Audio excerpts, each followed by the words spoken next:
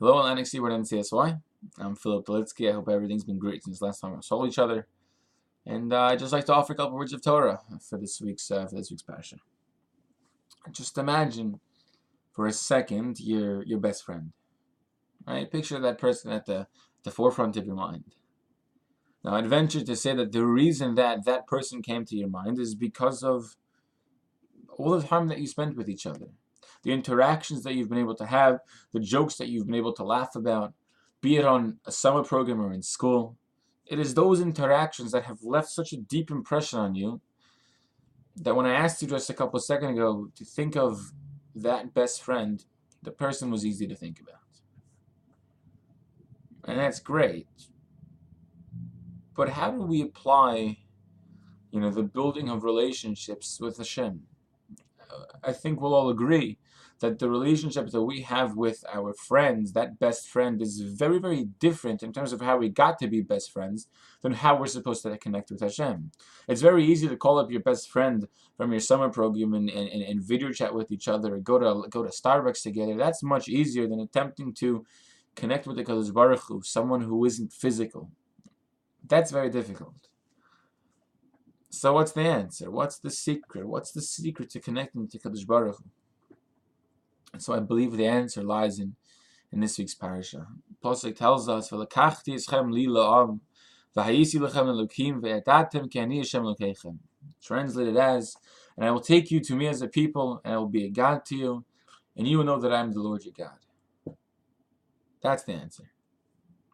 And the Kedushas Levi writes on this pasuk that the fulfillment of Hashem's promise to take you to me as a people, meaning that He will give us the Torah.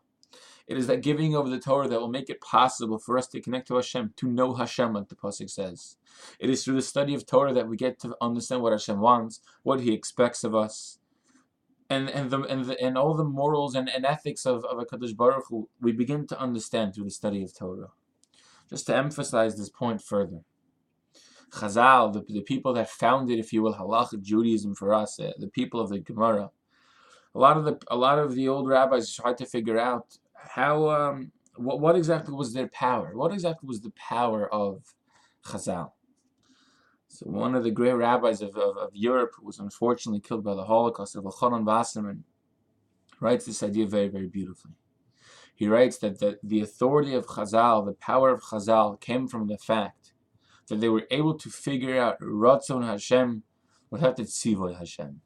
They were able to figure out what a Kadosh Baruch Hu would have wanted in this situation without the commandment coming directly from Hashem.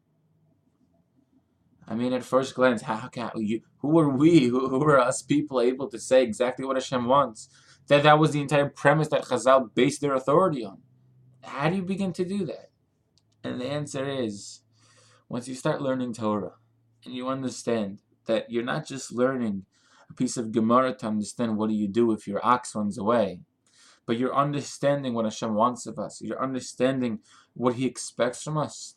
You begin to have a relationship with Hashem to the point where, in every situation, you can figure out just what Hashem wants. Is that what Hashem would expect of me?